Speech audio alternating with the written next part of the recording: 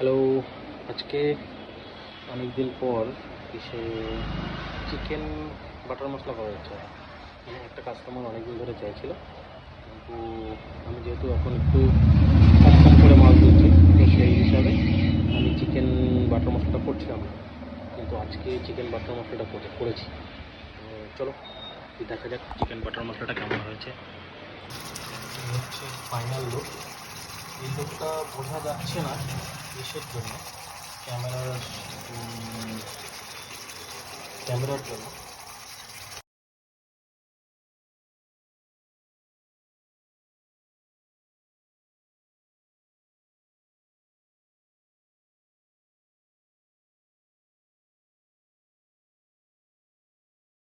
এই হচ্ছে আমার চিকেন বাটার মশলার ফাইনাল লুক।